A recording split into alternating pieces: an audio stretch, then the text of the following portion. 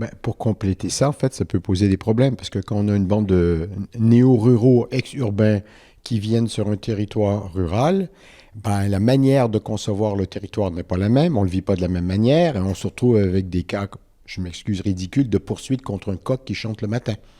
Et donc, ce type d'interaction, parfois un peu conflictuelle, sur à quoi on s'attend quand on va en nature, quand on est un urbain, et quelle est la réalité de la nature en mode rural. Et donc, il y a parfois des problèmes un peu d'identité quasi culturelle sur ben, qu'est-ce qui va se passer sur le territoire. Et ça, on l'a déjà remarqué sur certains territoires. Impact, c'est le podcast qui met à l'honneur les travaux de chercheuses et chercheurs du laboratoire de sciences sociales Pacte à Grenoble.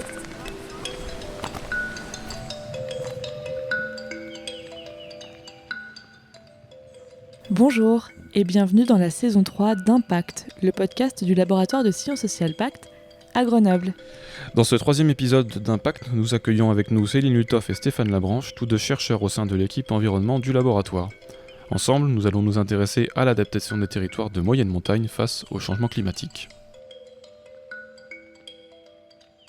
Céline Lutoff, bonjour. Bonjour. Et Stéphane Labranche, bonjour. Bonjour. Merci d'être avec nous aujourd'hui.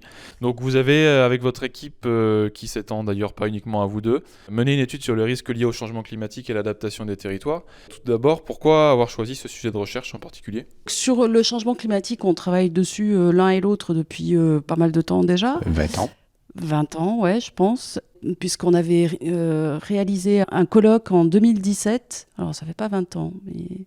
2007. En 2007, sur la thématique du changement climatique, déjà. Et à l'époque, c'était une des premières conférences, un des premiers colloques scientifiques sur les questions de société, sociologie, sciences sociales et adaptation au changement climatique quand même. Donc, Ouais. il n'y avait pas que de l'adaptation, il y avait de l'atténuation, mais c'était un des premiers en France. Ouais.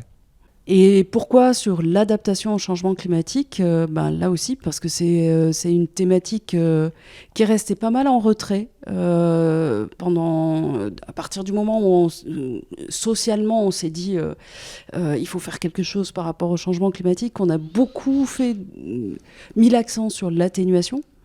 Et l'adaptation est un peu restée en arrière, sauf que maintenant que les impacts du changement climatique sur les territoires commencent à se faire sentir vraiment, l'adaptation, elle est de toute façon indispensable. Quel que soit ce qu'on fait au niveau de l'atténuation, étant donné toutes les forces en présence, l'inertie, etc., dans tous les cas, il faudra s'adapter. Alors peut-être que vous pouvez développer un tout petit peu ce que vous entendez par atténuation et adaptation, histoire que tout soit bien clair pour tout le monde. En fait, l'atténuation, ce sont tous les efforts qui visent à diminuer les émissions de gaz à effet de serre. Et l'adaptation, ce sont les efforts qu'on va avoir à faire pour continuer à exister dans une société qui n'est pas trop catastrophisée par les changements climatiques. Et c'est la raison pour laquelle moi je suis venu non pas au changement climatique, mais à la question de l'adaptation au changement climatique. C'est que, en fait, l'adaptation au changement climatique pose des questions fondamentales sur notre capacité à changer face à des impacts qui commencent à être ressentis, mais qui vont être carrément pires dans 20 ans. Et donc, comment on commence à se préparer maintenant pour des impacts qui sont prévus par la science, mais dont certains sont encore incertains, notamment au niveau territorial. Et donc, comment on fait pour politiquement, économiquement, organisationnellement, s'adapter à quelque chose qui n'est pas encore arrivé. C'est intéressant d'ailleurs cette notion du territorial parce que vous avez choisi les territoires de moyenne montagne sur la région Auvergne-Rhône-Alpes pour mener votre étude. Pourquoi ces territoires de moyenne montagne ? Alors, d'une manière générale, les territoires de montagne font partie des territoires qui sont les plus durement impactés. Les impacts du changement climatique qui, ailleurs, peuvent être timides et pas forcément très nets pour les populations. En montagne, c'est un peu démultiplié. Parce que c'est des territoires spécifiques avec une hétérogénéité en fait, et un contexte général qui fait qu'il y a vraiment cette sensibilité très forte. Alors pour prendre des exemples, ne serait-ce que le plus connu et le plus médiatisé, le problème de l'activité touristique et de la neige qui est de moins en moins présente, notamment en moyenne montagne, c'est quelque chose qui apparaît comme évident là, à l'heure actuelle, et qui nécessite des actions d'adaptation. Justement, quelle a été l'évolution? Là, vous prenez l'exemple de la neige. Quelle a été l'évolution? En fait, ça, c'est dans les témoignages qu'on a recueillis au travers de l'enquête. Certains acteurs nous ont dit, oui, il y a 20 ans, c'était encore du tout ski. Puis après, on est passé à... ok, peut-être pas tout ski. À l'heure actuelle, on est, mais peut-être pas tout tourisme non plus. C'est-à-dire que sur certains territoires qui ont tout misé, parce qu'historiquement, c'était un moyen de subsister aussi, un moyen d'exister, de relancer une activité sur des territoires qui avaient subi de plein fouet de l'exode rural.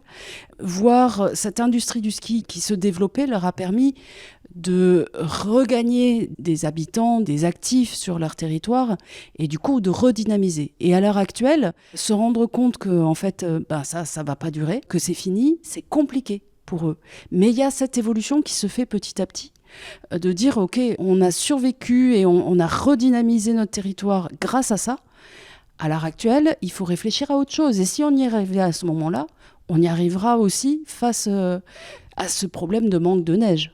En fait, la moyenne montagne, c'est deux choses. C'est une augmentation de température plus élevée que la moyenne, donc comparativement à une plaine. Donc, autrement dit, des impacts plus importants potentiellement du changement climatique. Mais on a aussi une vulnérabilité économique parce que plus on dépend d'un seul secteur, et si ce secteur est impacté négativement par le changement climatique, plus on morfle. Plus on a une économie diversifiée, moins on est vulnérable. Donc, en fait, on fait croiser deux facteurs compliqués. C'est l'augmentation de la température avec les impacts, avec une vulnérabilité déjà existante due surtout, en fait, à un manque de diversification de l'activité. Donc, quand on met les deux, on se retrouve avec une situation compliquée qui peut être angoissante, qui fait peur parce qu'on se dit, dans 10 ans, je vais vivre comment? Et si je suis vulnérable, comment je fais pour diminuer ma vulnérabilité? Alors que en fait, il n'y a peut-être pas les infrastructures déjà en place pour faire cette diversification. Il faut les développer. Il y a tous les obstacles qu'on a dans la tête aussi, en termes de la peur du changement, en termes d'inertie des institutions. Est-ce qu'il faut embaucher des nouvelles personnes avec des nouvelles compétences? Si oui, où est-ce que je prends le pognon? Où sont ces nouvelles compétences? Si c'est des nouvelles compétences, ce sont des compétences d'engineering ou ce sont des compétences plutôt Sciences Po ou sciences sociales ou urbanistiques ou géographiques ou quoi? Et donc, toutes ces questions-là se posent, ce qui explique en partie tous les problèmes qu'on a de montée en puissance sur la question de la résilience et de l'adaptation en moyenne montagne. Mais effectivement, quand on regarde ce qu'on faisait il y a une dizaine d'années, c'était le statu quo monumental. Là, ça bouge plus quand même. Et donc là, par exemple, si on se projette sur les 10 prochaines années, est-ce qu'il y a déjà... où en est la réflexion par rapport à ça? Quelles sont les pistes qui sont déjà envisagées? Quelles sont les projections, en fait, tout simplement, pour la prochaine décennie dans la moyenne montagne? Et ce qui se profile là, c'est une recherche de solutions, d'adaptation qui repose beaucoup, comme le disait Stéphane, sur la diversification des activités. C'est essayer de faire en sorte que chaque activité peut avoir une part de vulnérabilité par rapport à cette question du changement climatique, plus ou moins. Et c'est essayer de faire en sorte de ne pas tout faire peser, que toute l'économie, toute la vie de la collectivité, c'est pas uniquement l'économie d'ailleurs. La question se pose aussi sur les mobilités, la question se pose sur les types de mobilité, sur la résidence, sur plein de champs. Et du coup, c'est essayer de faire en sorte que la diversité de ce qui compose le territoire permettent de compenser quelque part les plus fortes vulnérabilités par des activités qui seraient plus résilientes. Donc par exemple, si on part du principe que les activités liées au ski et à la neige sont vouées à disparaître totalement, est-ce qu'il y a déjà des alternatives qui sont en train d'être déployées ou est-ce qu'on est vraiment encore sur une phase de réflexion ? On est à la fois sur certains territoires sur une phase de statu quo total et de déni, dans d'autres sur une phase de réflexion et dans d'autres encore sur de l'action. Mais ce qu'on voit comme action vise pour moi à deux choses. La première chose, c'est plutôt on garde l'activité touristique, on la déporte plus en été. Donc là, c'est les nouvelles routes, les pistes de ski qui sont utilisées par des mountain bikes. C'est de l'escalade, c'est de la marche à pied, c'est la fraîcheur, parce que la canicule en bas va faire en sorte, on voit déjà des résultats sur les statistiques touristiques, les gens ont tendance à monter, à passer un peu moins de temps sur le bord de la mer en été et à passer un peu plus de temps en montagne. Donc, on commence déjà à voir des effets sur l'activité de nos vacances du changement climatique. Donc ça, c'est d'un premier temps. L'autre chose que je vois émerger pas partout, mais quand même, c'est une valorisation du terroir avec la production agricole, avec le fromage, etc. Qui est une manière de faire du tourisme, mais c'est pas que le tourisme. Ça veut dire qu'il y a aussi une diversification dans les métiers et les emplois, avec tous les problèmes que ça pose sur des nouveaux producteurs agricoles qui ne savent pas trop quoi faire et qui arrivent et qui veulent se lancer dans quelque chose comme ça. C'est pas toujours facile. Mais ça aussi, on le voit quand même. Donc, c'est surtout un report en été des activités touristiques. Donc, on reste dans le mode tourisme, mais aussi on essaie de faire une diversification autre que le tourisme sur le territoire. Mais pas partout, hein. C'est là où il se passe des choses. Et par ailleurs, justement, parce qu'il fait très chaud en bas, parce qu'il y a eu le Covid et le travail à distance, le télétravail, il y a aussi un espèce d'appel d'air de résidents qui viennent s'installer dans ces territoires de moyenne montagne, qui peuvent faire des allers-retours au quotidien, mais la plupart du temps, qui ont quand même des temps de travail sur place. Donc, ce qui pose toute la question de l'accès au numérique, du développement de tous ces accès-là, de la question de la mobilité aussi, comment on favorise le fait que chacun ne prenne pas sa voiture tout seul et du coup ajoute de la pollution au niveau atmosphérique. Donc, en fait, il y a des pistes, il y a des choses qui émergent déjà, qui ne sont pas forcément d'ailleurs télécommandés par les acteurs des territoires, qui parfois sont aussi simplement des conséquences de ce que peut produire le changement climatique ailleurs, et notamment en bas de vallée. Mais il y a des tendances qui s'affichent de ce type-là. Pour compléter ça, en fait, ça peut poser des problèmes, parce que quand on a une bande de néo-ruraux ex-urbains qui viennent sur un territoire rural, la manière de concevoir le territoire n'est pas la même, on ne le vit pas de la même manière, et on se retrouve avec des cas, je m'excuse, ridicules, de poursuite contre un coq qui chante le matin. Et donc, ce type d'interaction, parfois un peu conflictuelle, sur à quoi on s'attend quand on va en nature, quand on est un urbain, et quelle est la réalité de la nature en mode rural. Et donc, il y a parfois des problèmes un peu d'identité quasi culturelle sur qu'est-ce qui va se passer sur le territoire. Et ça, on l'a déjà remarqué sur certains territoires. Ce qui est intéressant aussi, c'est que jusqu'à présent, le changement climatique, et notamment en moyenne montagne, est généralement pensé comme un risque, comme une menace. Or, les acteurs se mettent, certains, évidemment pas forcément tous, mais se mettent aussi dans une perspective, et ils demandent à être accompagnés là-dedans, dans une perspective qui considère le changement climatique pas seulement comme une menace, oui, ça va faire bouger plein de choses, mais aussi comme un défi. C'est le moment de penser notre territoire autrement. Et cette projection dans un futur qu'on ne connaît pas, mais qui est entièrement à construire, c'est quelque chose qui peut être très mobilisateur. Alors vers quoi ? On ne sait pas exactement, ça dépend beaucoup des ressources du territoire, de chacun des territoires. Mais en tout cas, c'est un peu plus enthousiasmant que de se dire « Mon Dieu, c'est bientôt la catastrophe et il faut qu'on s'y prépare ». Tout à l'heure, on a compris qu'il y avait du coup 3 espèces de statuts de la part de ces territorialités de moyenne montagne, du statu quo jusqu'à l'action concrète. Est-ce que vous êtes arrivé à définir quels sont les freins au changement de paradigme ? On sait que les stations de moyenne montagne, c'est peu d'habitants, que les municipalités, elles sont très présentes, la figure du maire est encore très présente. En général, on a une figure avec un projet politique.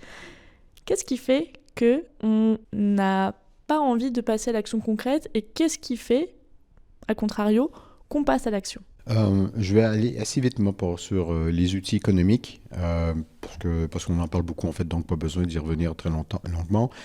C'est en fait, si justement on fait des investissements, ça coûte cher sur le départ, et quand on a une petite commune, un gros investissement, c'est de la totalité du budget. Donc c'est très compliqué. Et puis les retours sur investissement, c'est long. Okay. Mais il y a d'autres choses qui, pour moi, sont plus intéressantes simplement parce que je ne suis pas économiste, mais la question de l'innovation organisationnelle. Comment est-ce qu'une mairie qui est habituée de fonctionner depuis 40 ans à peu près de la même manière est capable ou pas de s'emparer d'une nouvelle manière de fonctionner, plus transversale, plus multidisciplinaire, plus multisectorielle, et donc qui on embauche? Quelle est l'espèce d'animal à 5 pattes qu'on va être obligé d'embaucher pour être capable de suivre ça? Et en fait, c'est toute la question d'innovation. Ce que j'ai remarqué dans mes études, notamment sur l'adaptation au changement climatique, si on compare avec l'atténuation, c'est rodé dans les collectivités territoriales pour beaucoup d'entre elles. On sait qu'il faut agir sur la mobilité, Rénovation énergétique des bâtiments, production d'énergie. On sait à peu près comment faire. Il faut le faire plus vite, mais on sait comment. Et donc, en fait, on n'a pas besoin de quelqu'un de très innovant. Ça fait partie du jeu normal quotidien. On peut toujours faire mieux, mais ça fait partie du jeu normal. Sur les questions d'adaptation, c'est nouveau. Et donc là, souvent, ce que je remarque, c'est qu'une personne en particulier dans un service va se retrouver avec cette question adaptation. Et si la mairie dit feu vert, là, il se passe des trucs. Si la mairie dit non, tu es en charge, mais en fait, j'en ai rien à foutre, là, c'est plus compliqué. Et donc, cette question d'innovation, de tenter des choses, d'expérimenter, de fouiller, avec le risque d'erreur. Et quand on est un élu, risque d'erreur, ça veut dire un retour négatif sur l'image publique, sur les promesses qu'on a faites. C'est un risque. Et donc, cette culture du risque, pas dans le sens de bec du tout, mais de la prise de risque, d'avoir envie de faire ce risque, d'expérimenter, d'aller de l'avant et dire, OK, là, on s'est gouré, mais c'est pas grave, on a appris. Là, ça marche, on va continuer à le faire là-dessus et ensuite, on passe à autre chose. Ça, c'est super important, en fait, beaucoup plus que les questions économiques pour moi. Ce que vous êtes en train de dire, en fait, c'est que c'est une question de portage politique, finalement.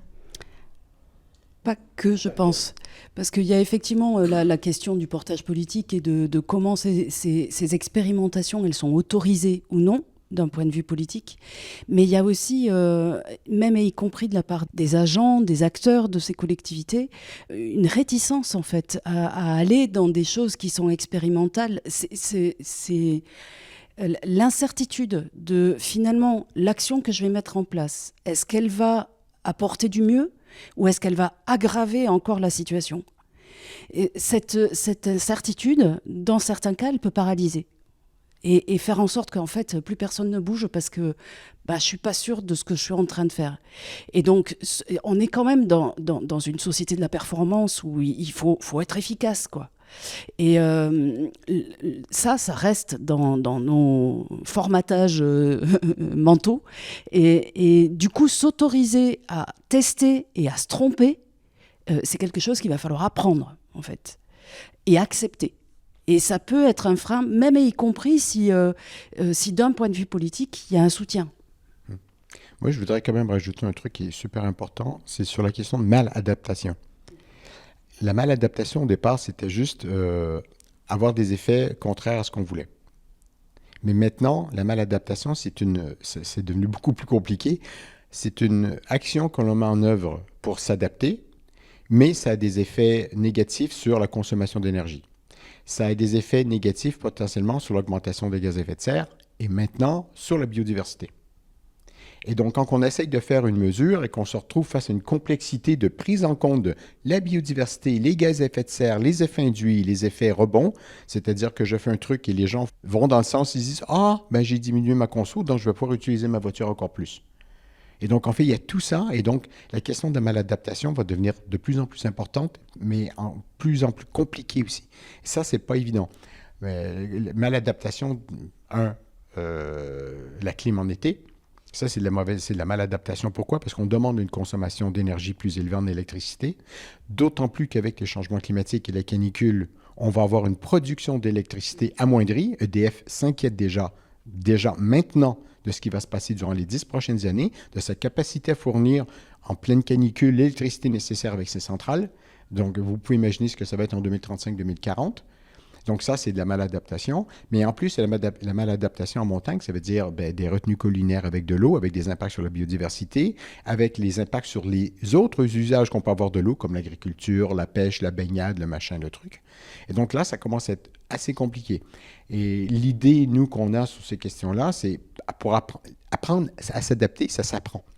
Donc, on commence par une étape facile où il n'y a pas trop de risques, il y a des bénéfices multiples. Planter un arbre, ça va, mais il n'y a pas trop de risques. On se dit, bon, là, on a compris certaines choses. Donc, c'est quoi la prochaine étape un peu plus complexe, un peu plus risquée? Et de monter comme ça en compétence, à la fois en compétence, mais en capacité à prendre des risques.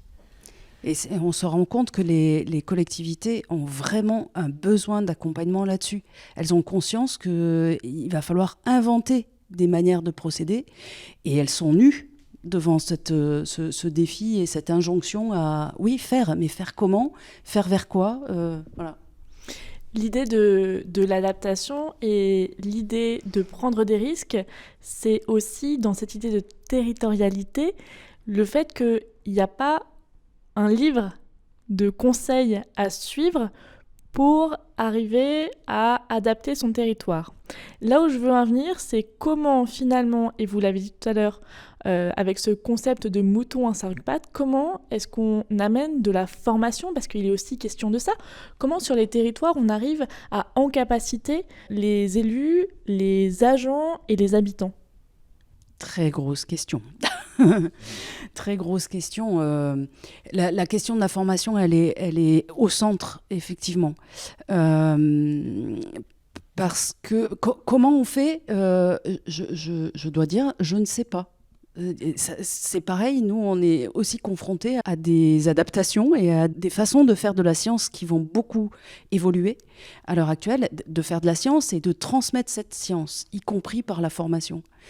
Des besoins en formation, il y en a, ils sont criants. Dans nos enquêtes, on s'est rendu compte que la plupart des acteurs qui s'étaient engagés dans ces actions pour l'adaptation au changement climatique, la plupart du temps, s'étaient auto-formés, avaient essayé de faire des formations, de se renseigner, d'aller chercher sur Internet, de lire des bouquins, etc. Mais parce que quand on fait le bilan un peu de ce qui est proposé en termes de formation, il en existe. L'ADEME en propose, le CNFPT en propose aussi certaines, etc.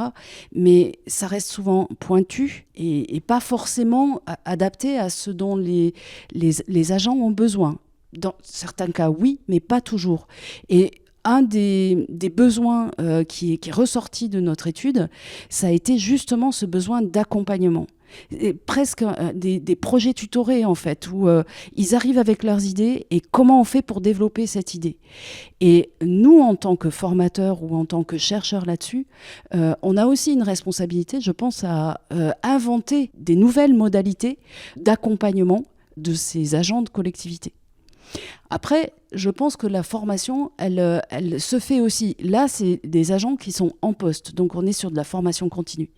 Mais la formation, elle doit aussi se faire en formation initiale, au travers de la formation de ceux qui seront les agents de collectivité de demain. Ceux que vous allez former dans les universités, quoi. Exactement. Ouais.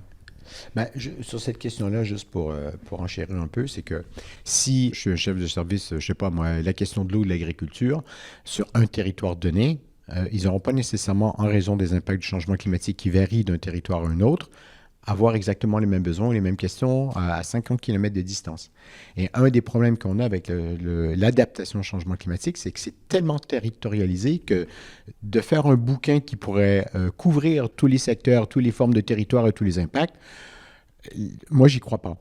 Ce qu'on peut faire en revanche, c'est une méthode un peu générique qui permet d'identifier quels sont mes secteurs vulnérables. Et je sais que c'est vulnérable parce que la science me le dit et tout. Et deux, là, peut-être que ce secteur est vulnérable, mais on ne sait pas parce qu'en fait, on n'a jamais fait d'études.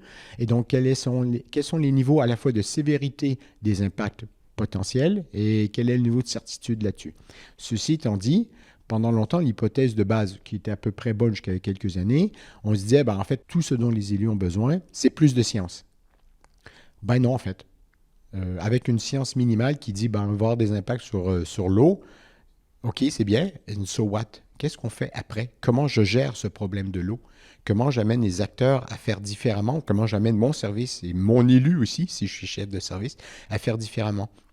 Donc, ces questions-là sont pas toujours faciles. Et pour terminer sur la question de la formation des formations, c'est que souvent, en tout cas dans mon expérience, dans les collectivités territoriales, les services sont assez constants dans le temps. On va avoir quelqu'un qui va bosser plus ou moins dans le même service pendant 10-15 ans. Les équipes d'élus peuvent changer beaucoup plus vite. Et donc, qu'est-ce qu'on fait avec la nouvelle bande d'élus qui vient d'arriver, qui vient d'être élue et qui peut-être n'a pas la volonté ou l'intérêt ou les compétences, même s'ils ont la volonté et l'envie de faire un truc, peut-être qu'ils ne savent simplement pas comment.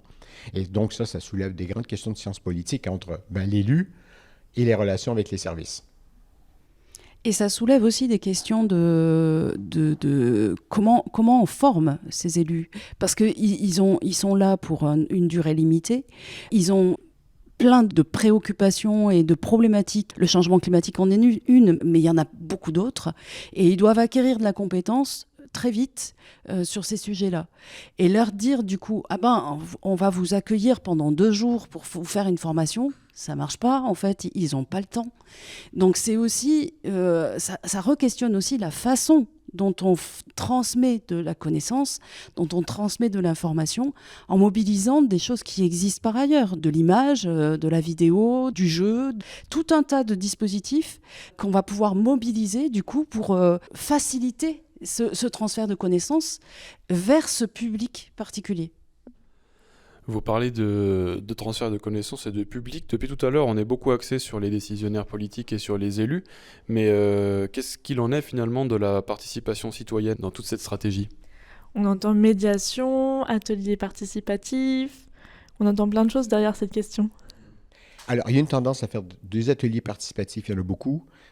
Sur les questions d'adaptation, moins quand même.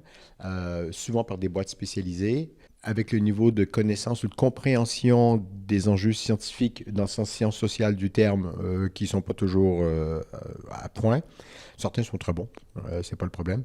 Mais il y a aussi pour moi le postulat de base qui est erroné en fait, de penser que parce qu'on fait de la concertation, qu'on informe les citoyens qui vont avoir des impacts sur le changement climatique, ils vont changer de mode de vie et de comportement. C'est complètement faux, c'est pas comme ça que ça fonctionne. Donc il faut quand même le faire parce qu'on s'est aperçu dans les enquêtes que quand une collectivité territoriale veut mettre en œuvre une politique publique, si on n'explique pas pourquoi, elle a beaucoup plus de chances d'être refusée, niée ou détournée ou fuie que si on explique pourquoi derrière. Mais ce n'est pas suffisant non plus. Deuxième chose, c'est que les concertations et ce type de procédure posent un problème d'homogénéité. C'est qu'en fait, on a souvent des gens qui sont déjà intéressés qui viennent et on leur donne un message qui est un peu abstrait, général, parce qu'on essaye de parler à plusieurs types d'acteurs à la fois, alors qu'on sait que le meilleur moyen pour un agriculteur de changer de sa façon de faire des choses, c'est d'avoir un autre agriculteur qui lui parle et non pas un élu ou un chef de service ou un scientifique de l'INRA ou de je ne sais pas trop quoi. C'est la formation par les pairs. Ouais, et ça fonctionne beaucoup mieux. Encore faut-il avoir des pairs qui le font. Voilà. Mais ça, on commence à le comprendre. Mais je te rejoins, hein. Il y a une chose sur laquelle tu as dit, c'est pendant longtemps, on faisait de la science, on faisait des préconisations à partir de l'analyse qu'on faisait. Et ensuite, on disait, démerdez-vous avec, nous, on se tire. Sauf que ça ne suffit pas. Et ça, on commence à le comprendre. Et ces méthodes d'accompagnement, ce n'est pas des compétences que tous les chercheurs ont. Faire cette vulgarisation, d'être capable de convaincre, mais de manière pas seulement scientifique, mais basée sur la science telle qu'on la connaît, telle qu'on la fait, comment parler pour capter non seulement l'attention, ce qui est déjà important, mais de faire en sorte que les gens vont se dire « OK, je peux peut-être changer ça dans mon PLU, je peux peut-être changer ça dans ma stratégie agricole, etc. » Là, ça prend de l'accompagnement. Et ce qu'on voit depuis quelques années, on est un petit peu en avance sur les autres là-dessus, c'est justement des manières complètement alternatives de faire de la médiation, de faire du public. Des jeux de table, des jeux de société. La fraise du climat est super reconnue maintenant, mais ça ne fait pas de l'adaptation au changement climatique, même s'il y a des millions de gens, je pense, qui l'ont fait en France. On parle peu d'adaptation au changement climatique, donc c'est dommage. Mais là, ça veut dire qu'on est capable d'atteindre des gens qui sont peut-être intéressés par le changement climatique, mais qui n'ont pas un esprit scientifique ou se foutent de la science. Ils veulent autre chose, ils veulent une autre manière d'aborder la question du changement climatique. Et ça, c'est à nous, où on se dit, on n'a pas nos compétences, donc on va les chercher ailleurs, il faut savoir où sont nos compétences, où on se dit, allez, on peut tenter un truc, et ensuite on voit et on regarde ce qui se passe. Mais ce n'est pas pour tous les chercheurs. Hein. Mais c'est intéressant d'entendre ça de la bouche d'un chercheur, parce qu'en fait, on se rend compte que la problématique, ce n'est pas une méthodologie scientifique à trouver des enquêtés, à arriver à compiler les données de terrain. La problématique que vous avez, c'est un enjeu de communication, en fait. Faire connaître, faire aimer, faire agir. C'est ce que j'entends derrière ça. Oui, c'est reparti le cas. Mais je pense que cette problématique-là, elle existe depuis bien plus longtemps sur d'autres thématiques comme le tabagisme, par exemple. On sait très bien que fumer, c'est pas bien. Pour autant, on a beau le savoir, ça a beau être marqué sur nos paquets de clopes, etc., ça suffit pas. On continue de fumer quand on est un fumeur parce que pouvoir s'arrêter, ça implique autre chose. Ça implique un autre mode d'accompagnement. Pour les changements qui sont nécessaires en termes d'adaptation au changement climatique, c'est pareil. Il ne suffit pas de le savoir. Donc, il y a effectivement un problème de communication. Il y a un enjeu de communication et on travaille là-dessus. On a eu l'occasion, au travers des projets, de proposer un jeu, Ça chauffe dans les Alpes, qui permet qui est un peu basé sur la fresque du climat, mais qui s'est focalisé sur la question de l'adaptation et qui en plus prend un accent un peu plus, justement, comment on peut mobiliser vers l'action. Plutôt que de faire juste que informer, c'est amener les gens à réfléchir sur « Ok, j'ai ce défi », on parle d'ailleurs de défi, pas de problème, comment je fais pour le résoudre sur mon territoire ? Et donc c'est aller vers cette mobilisation, vers l'action.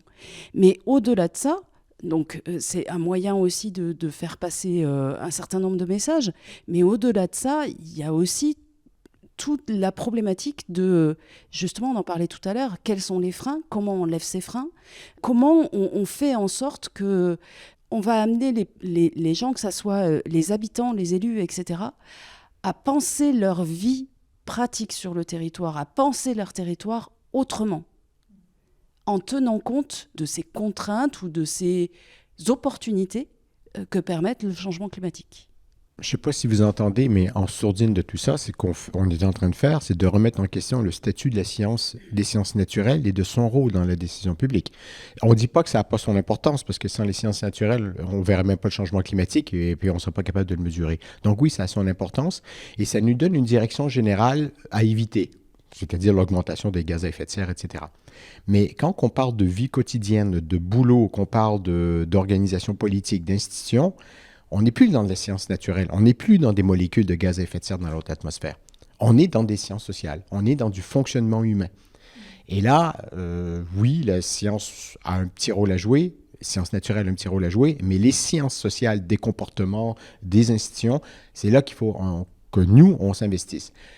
On a pris du temps à s'y investir, on a été peu sollicité pendant assez longtemps, on a été assez novateur, toi, puis moi là-dessus, je pense, même en France.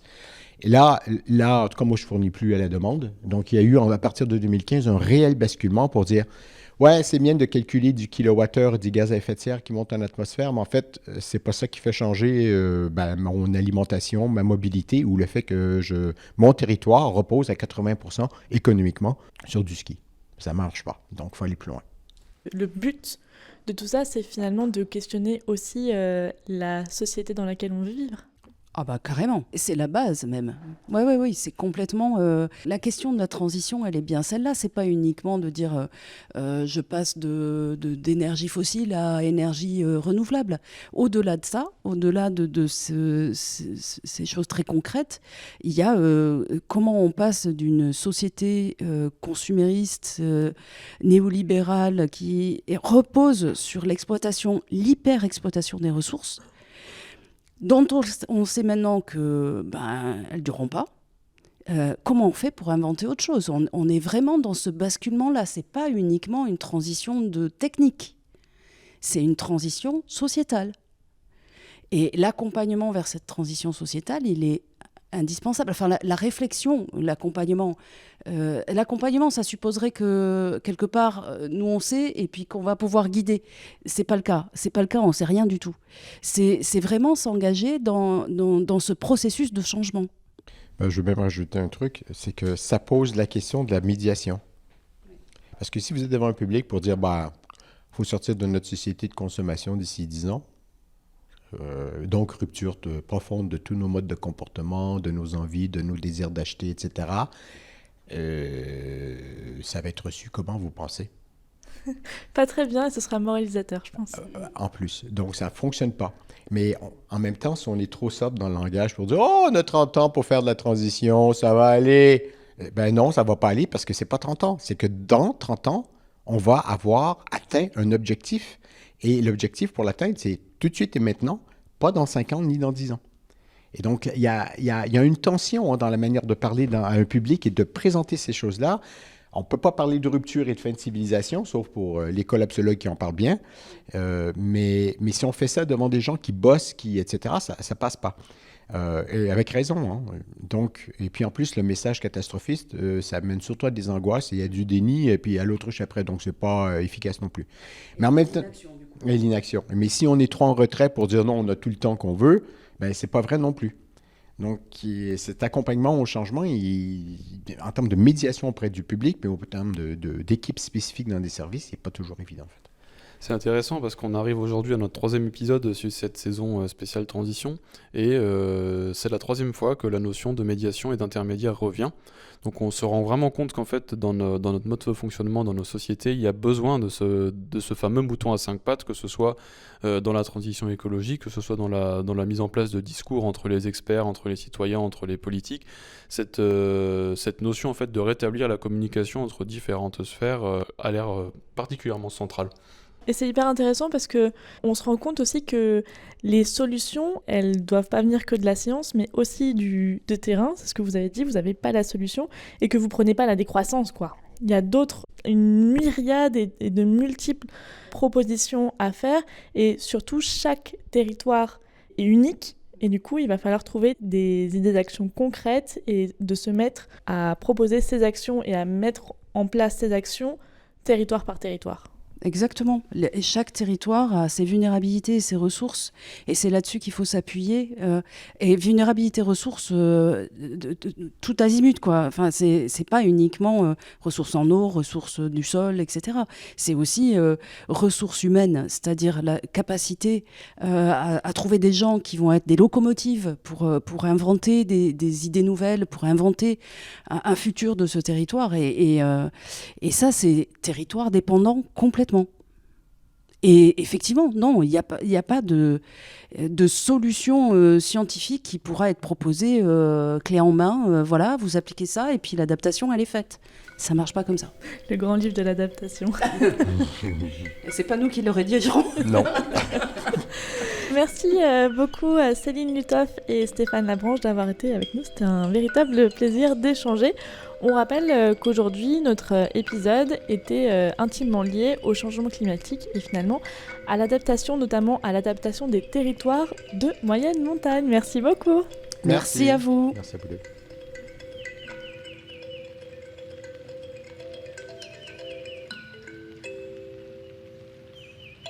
Merci beaucoup de nous avoir écoutés. C'était le 3e épisode de Impact saison 3 avec Céline Lutoff et Stéphane Labranche avec qui nous avons échangé sur les territoires de moyenne montagne. On espère que cette discussion vous a plu. Et si ce n'était pas le cas, on vous donne quand même rendez-vous dans 2 semaines avec Élise Beck et Thierry Delpeuch pour parler de leur implication en tant que chercheurs et chercheuses sur la transition écologique. Et pour continuer les échanges, rendez-vous sur les réseaux sociaux avec le hashtag Impact Podcast.